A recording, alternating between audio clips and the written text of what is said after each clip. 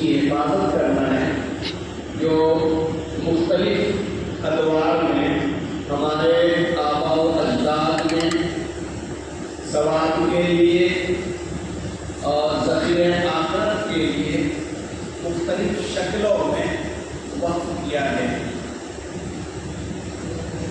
یہ وقف کا سلسلہ شروع اسلام سے چلا آ رہا ہے۔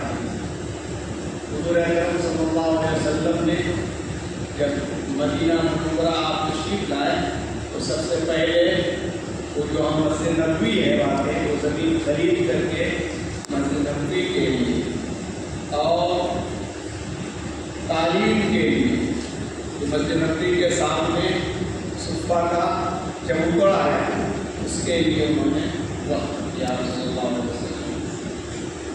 اس کے بعد حضرت عثمان غنی رضی اللہ تعالیٰ عنہ نے مسلمانوں کے تمام لوگوں کے قاعدے کے لیے پیر روما جو یہودیوں کا کنواں تھا، ہر کسی کو پانی پینے نہیں دیتا تھا، خاص طور سے مسلمانوں کے لیے بڑی دقت تھی۔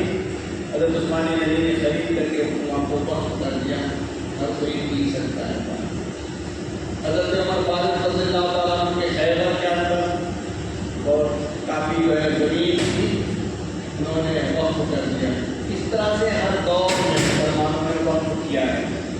دراصل وقف کی جو جائیداد ہوتی ہے، وقف کے معنی آتا ہے روکنا، عربی لغت میں وقف کے معنی آتا ہے الحبس و روکنا۔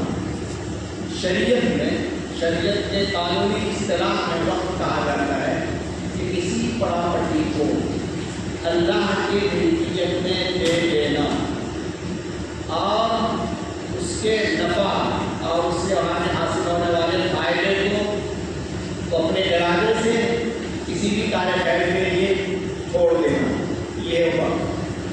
وقف کی حیثیت کیا ہوتی ہے؟ کوئی زمین، کوئی جائیداد، کوئی پراپرٹی جب وقف کر دی جاتی ہے تو پراپرٹی وقف کرنے والے کی بھی ملکیت سے نکل جاتی ہے۔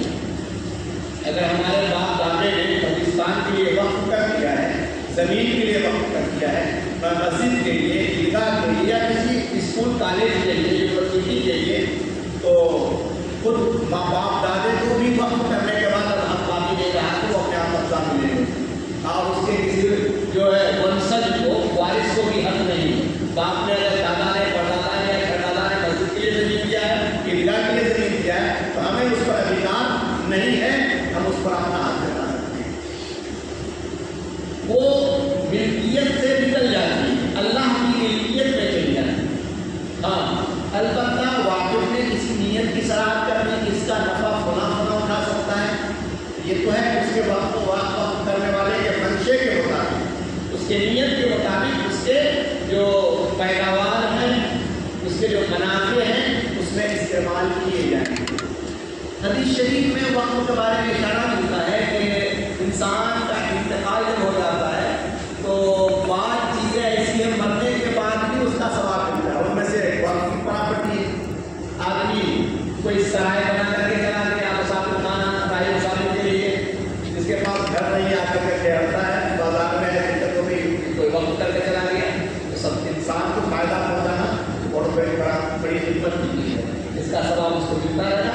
جب وقت تک اس زمانے میں کیا ہے، قیامت تک جب تک وہ جگہ رہے گی باقی، مسجد بنا دیا جب تک یہ جگہ باقی رہی ہے، جب تک باقی نہیں اس کو ثواب ملتا رہے گا۔ قبرستان کے لیے وقف کر دیا تو یہ ایسی چیز ہے جو مسلمانوں نے عبادت سمجھ کر کے وقف کیا ہے، اور پرانے زمانے میں عام طور سے زبان ہی وقف ہوگا۔ میرے خیال سے اس مسجد کے بھی لکھا ہوا نہیں ہوگا، مسجد میں وقف لکھا ہوا، وقف کے نام سے کھاتا کٹیا کھانا گیا لیکن زیادہ تر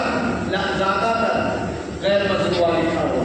غیر مزروعہ ہوتی ہے پبلک پراپرٹی، کسی خاص عبادت کے لیے خاص نہیں، آپ کو کہیں قبرستان ہو یا عیدگاہ ہو اور بھی جگہ سب غیر مزروعہ لکھا ہوا۔ غیر مزروعہ تو سرکار کی پراپرٹی ہوتی ہے جو پبلک کے استعمال کی ہوتی ہے۔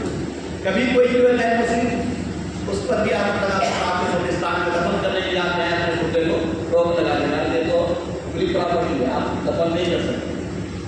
ابھی جو ہندوستان کے اندر